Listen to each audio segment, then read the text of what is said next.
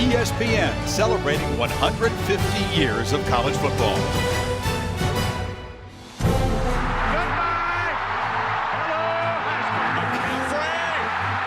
Will he score on the first play from scrimmage? Yes. A lightning bolt. Sports TV is a live event, and you can't script it. So it's basically unscripted reality. Touchdown! Alabama wins! Part of that, of course, becomes the broadcasters. Brady, nice play fake. Sets up, fires across the middle. His tight end's got it. Sean Thompson, touchdown! Just like that. Well, in college football, there's plenty of great broadcasters out there. Touchdown, Auburn! What makes them great? Well, it just depends on where they are. Touchdown! Touchdown in the goal line! Great sports writing offers the most entertaining extension of sports there is. I think objective journalism is, a thing of the past. You better have passion, because the game is overflowing with passion. I need to hear it in your voice. He's going for the corner. He's got it. Vince Young scores.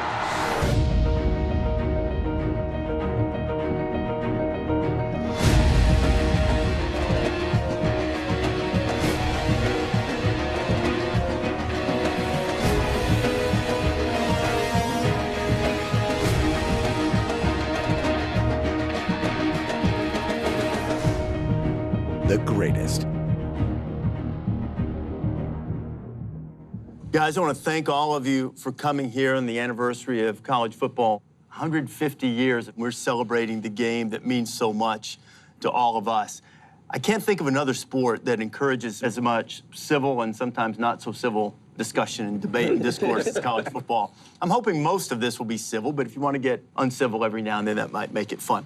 So I want you guys to think of us as a jury. And since there are 11 of us, let's come up with top 11 in a number of categories. Everybody gathered here at this prestigious table loves to talk about college football. And there are actually one or two of you willing to listen to others talk about college football from time to time, too. All of us have really strong opinions, but I do think that there are voices in this sport who connect us to the game. So as we figure out the greatest of the great, let's get the 11 greatest voices in college football. Oh, you're Mr. Rice. Mr. Grantland Rice. Might recognize you anywhere. Grantland Rice was the first great myth maker of sports writers. This ought to be one of the greatest football seasons we've ever had. He comes up with the Four Horsemen of Notre Dame, which is obviously his most famous creation. Grantland Rice talked about the Four Horsemen, outlined under a blue-gray sky. Four Horsemen rode again. He really had more to do with creating those myths than anyone who ever lived. Here's to all right, to our friend and our pal. My dad, Dan Jenkins, is really the first person who explained to Sports Illustrated that it was worthwhile to start tracking the race for #1 and the race for a national champion, that there was an enormous appetite for that sort of coverage. There's nothing more arrogant than writing. By somebody, I'm going to now tell you about this. You better know what you're talking about. It was pretty easy to know when you were reading a Dan Jenkins story because, every 2 or 3 paragraphs you'd burst out laughing. You have to write what you know. I just wrote about what I knew and what I thought I knew and exaggerated it all. He has such a snide, smart-aleck voice that took down the people that needed to be taken down. He loved college football passionately, even after he quit covering it in the early 70s. Cut. And we come up and we hit him shy on the 16-yard line, and we've stopped him, and we have won this thing in overtime. I will argue until my final day on earth that the Georgia announcer, Larry Munson, was the best 3 hours you could ever spend. He didn't make any bones about being a Georgia fan. I think it's over. They can't get a playoff. We saved ourselves. No, we didn't. Old Lady Luck saved us. Even though I didn't grow up a Georgia fan, Larry Munson was my favorite because he was completely on Georgia's side. Now he's running over people. Herschel, you Herschel Walker. He's as excited as you are. Gonna throw and a run, complete to the 25, to the 30. Lindsey's got 35, 40. Lindsey's got 45, 50, 45, 40. Run, Lindsey, 25, 20, 50, 10, 5. Lindsey's got. That must be an amazing privilege to be associated with one school for a long time. We just stepped on their face with a hobnail boot and broke their nose. I mean, you're an icon. Believe it or not, for our younger members of the jury here, there was a time... There was a time before Ivan. There was a... That's just not nice, Maria. That's targeting 15 yards, Maria Taylor, and an ejection. But there was a time when really the televised game was rare, and your connection to college football came through the prose of the great writers and the eloquence of the radio voices. Well, Grantland Rice, for me as a young journalism student covering sports, when you were looking at old sports stories or how you did your job, that was who we looked up to as Grantland Rice. And I imagine for the writers in the room, that was someone that you looked up to. It was your time, Ivan. But Grantland Rice was a rock star of the first half of the 20th century. I mean, he determined a sporting event. If he went and covered it, it became a big deal. Well, I grew up on the West Coast, and I didn't have the pleasure of listening to Larry Munson on a regular basis, but I sure got those highlights. And with his voice, I was like, they broadcast football a little differently in the SEC. I think I like it. That's the great thing about a voice like Larry Munson. You may not know his name, but for me, you grew up in the Northeast. Oh, yeah, that's the hobnail boot guy. You tell your friend, and exactly. Oh yeah, run, Lindsay, run. And you knew who the guy, even if you didn't know his name, you knew his voice and you knew what he'd said. What's a hobnail boot? It doesn't matter. I don't even know. I know what a hobnail boot is. In my mind, I can see it. It's like a red and black boot that you step on Tennessee's face with. But traveling the country, my favorite thing to do, like when you roll into town to do a college game on Saturday, is hit the AM dial on Friday night, listening to high school football. I can identify immediately who the radio legend was because he's mimicked. Well, speaking of mimicking, every writer of my generation tried to mimic Dan Jenkins in Sports Illustrated and failed miserably because he was such an incredible, singular, entertaining, hilarious voice, and the man loved college football. To me, and I got to know Dan as I got older, the great contribution was making sports journalism elegant. Like, I'm going into this field now that's an elegant field. So that's what Grantland Rice and Dan Jenkins to me is what they did for our industry. And as the ability to televise more games came along, there were voices which became synonymous with college football on Saturday afternoons. Or Sunday mornings. I grew up a Notre Dame fan, lived outside of South Bend, and I can remember getting up every Sunday morning, grabbing the South Bend Tribune, and then turning on Lindsey Nelson to see the highlights. I mean, it was where you watched Notre Dame. Ara Parsegian is the first non-Notre Dame graduate to coach the Fighting Irish in recent years. His teams have featured imaginative offenses. When I was in school, every Sunday morning, we'd watch Lindsey Nelson narrate the Notre Dame game. Notre Dame is up 27-6. Opportunity for Purdue to make a play. I mean, we used to lay there and watch that. If you go back to Lindsey Nelson and these guys that were iconic, he was telling stories and he had lots of time. It really drew us to these old famous play-by-play guys. All those young people out there say, hey, Lindsey Nelson, I want to grow up to be just like you. What do you tell them? Well, if you're going to be a broadcaster, broadcast wherever you can. Hewitt goes for broke. His pass is complete to Jack Snow in the end zone, and Notre Dame goes ahead 10-0. Tell him I can hear. Tell him I can hear this.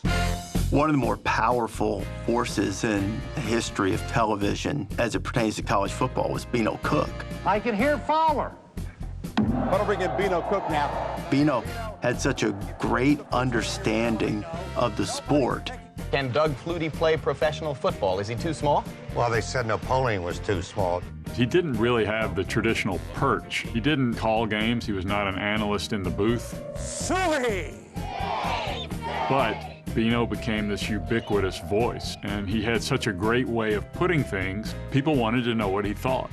It's very simple. You can be God, but if you don't win, you're fired. He was College Game Day before College Game Day started, because he was not football per se as football analyst.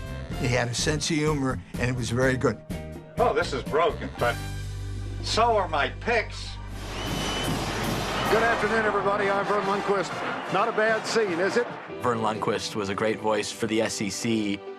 And that's what's, I think, neat about college football is that certain voices are associated with leagues and regions. Bunched up in the end zone. It's tipped up. It's caught. It is caught. Javon Jennings. Vern Lundquist was good at keeping quiet at the moment. Broadcasters understand they are there to enhance the show. They are not the show. No, returned by Chris Davis. Davis goes left. Davis gets a block. Davis has another block. Touchdown. An answered prayer. I'm an SEC girl. I mean, 3:30 Gator game. Vern's calling that game with that big chuckle and that smile and the oh my. My, oh my. Oh gosh, get me all excited here, yeah. Oh, jump pass. How about that?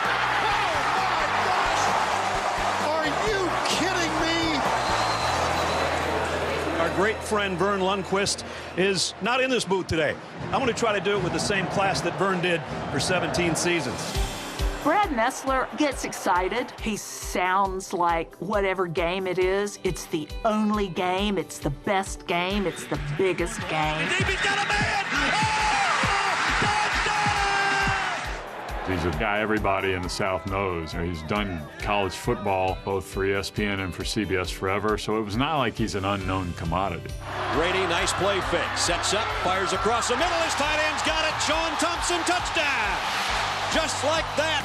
Brad Nessler is a great voice because he's got that resonate like I gargle with scotch. And I think he's a great announcer. Ezekiel Elliott. And he's got an opening. Elliott off to the races. Can they catch him? No, they can't. Touchdown. I was born outside of Pittsburgh, and so one of my first voices in college football was Bino. And I remember my high school journalism teacher getting his autograph and bringing him back to our little newspaper room in the high school and being like, look what I got you. And it was Bino's autograph. I can remember tuning in for the college football game at ABC, not necessarily just to see the game, but to see what he was going to say at halftime when they're running through all the scores and the highlights. Well, and if you've ever worked at ESPN, and certainly if you've ever worked in it as long as some of us have, you hear Bino's name, and the only thing you think of is, tell him I can hear him. Fowler, I can Tell hear him I can hear him. Still the greatest outtake, will always be the greatest outtake in ESPN history. What about Vern, whose rise and connection with college football coincided with the growth of the SEC? The reason why you know that everyone loved him is we probably had like 3 or 4 games that year where we were in the same place as Vern Lundquist when he was going on his farewell tour. And he would have like an 8-minute ode to Vern. Georgia did it, LSU did it. You know, the 80s Shaq coming through to say, thanks, Vern, for all you've done for the SEC. I mean, well loved. Yeah, farewell tour was phenomenal. He's like Big Papa. He's like granddad. And who do you pick to replace him? I mean, Brad Nessler. But Brad, so I'm biased on Brad because I worked with him for many years doing college football, and to me, Brad is a minimalist at play-by-play. He doesn't get in the way of the game. He enhances everything, and I think he is one of the great underappreciated MVP play-by-play. He used to be before he made this list. Now he's appreciated. Yeah. The Rose Bowl Stadium, if a place carries that type of significance in the sport, then the voice who brings that particular game to you sort of has a category unto itself, sort of the granddaddy voices of the granddaddy of them all. It may be a bit chilly for Californians, but it's an ideal day for football at that temperature anywhere in America. Kurt Gowdy, Al DeRogatis, Happy New Year, everybody. Kurt Gowdy's voice was iconic in part because he was one of the first great television sports voices. So that was the first one we heard. I'm Kurt Gowdy. This is Paul Crispin. The fall with this beautiful weather today, both teams have good passers. NBC Sports presents a look at the 1975 Rose Bowl game. He covered every sport there was and was always good at it, and he became known for the Rose Bowl. Breaks away to the 10. Chandler scores! When you look at broadcasting of the Rose Bowl, it's in Wikipedia who broadcast the Rose Bowl, how many times they broadcast the Rose Bowl, how many Rose Bowl games Dick Enberg called. Happy New Year, everyone. Dick Enberg, and I'm privileged to be here. My first Rose Bowl game. It's kind of cool to see your name in that list. Slater going long. Williams open, 25, 20, 15, 10, Dick Enberg was just such a pro. You know, he was enthusiastic without being a cheerleader. You wanted to spend time with him talking to you about the game that you were watching together. You are looking live at the Rose Bowl in Pasadena, California. Brent was the first time I was going to work with somebody that I watched as a kid. He was a legend. And welcome, I'm Brent Musburger. When he would say, "You're looking live," I would just be like a fan sitting at home. I just happened to be standing next to him about to call the game. Run for the first down, Mendenhall breaks it. Got a wide receiver out in front to block for it. Touchdown Atlanta! Brent has the ability to make it feel big, and it still comes across as authentic. Throws it down. Caught by Boston College. I don't believe it. Brent Musburger's Hail Flutie, to me, is everything that a great college football call should be. Now, you have to have the moment, but it wasn't just the moment. It was Brent recognizing the moment. He threw it into the end zone. There was no time left on the clock. Brent was great at a lot of different things for a lot of years. He doesn't feel like a guy who's artificially hyping something. It just comes naturally for him. So he was a great fit in broadcasting those big college games on ABC. Williams, hello record book. Ricky Williams runs to the Hall of Fame. Ricky Williams, touchdown! And he steps up, throws, has a man open. Keith Jackson was more than just describing the action. Preston heading for the corner. Touchdown! It was Americana. It was going back to what makes college football special to a lot of us. It's traditional. Framed by the San Gabriel Mountains, this is the city of Pasadena, California, site of one of the world's great festivals on this day, the Tournament of Roses. Keith's describing the game, and he's doing it in such a folksy way that's what made him unique, and that's what made him the best. When there was a big play in a game, whoa, Nellie! Touchdown, Buckeyes! Whoa, Nellie! Oh, Nellie! It was absolutely fitting that the final game that Keith Jackson, the voice of college football, covered was the Rose Bowl in 2006 at the granddaddy of them all. He's going for the corner! He's got it! No scriptwriter in the history of Hollywood will ever write a better script than that Rose Bowl. Well, it's just, to me, it's about our job as writers, broadcasters, whatever, is the folks that can't be there with us, let's get them in the stadium. Let's get them in the press box. Let's get them on the sideline. And these are the guys, all the names on this list, that took me sitting in my living room in North Carolina to the Rose Bowl. And they were the perfect voices to take you there. Keith Jackson, I mean, he's someone who is the voice of the Rose Bowl. If there was a big game, you heard his voice, and he had a certain grace and elegance with this call as well. He's the voice of our childhood for me, but in this really crazy miracle, I got to work his last game at the Rose Bowl. And I remember doing some pregame hits. The first time I had to toss it back to the booth, I was panicked, and I said, "Back to you, Mr. Jackson." Because how does a little girl grow up listening to him and then toss it back elegantly? So they're like, "Please don't call him Mr. Jackson." But I was like, I can't be like, Keith. Are we overlooking a Kurt Gowdy, a Dick Enberg, for all those years? You know, they did the Rose Bowl and the like because we're much closer in the moment to Keith Jackson. What we have to remember about Kurt Gowdy is as TV expanded in the country and as color TV expanded in the country way back in the day, as more and more people watched the Rose Bowl, he was the guy. You know, he was the play-by-play voice, and it's an integral part of college football in the 60s and 70s. The thing with Dick Enberg, when you heard his voice, you knew it was a big event, but he never felt that way. He's like, how could I possibly be associated with this? There was a genuine humility. Yeah, but the thing for me, and it's probably because I'm younger, but, you know, when I think of Gowdy, I think of baseball.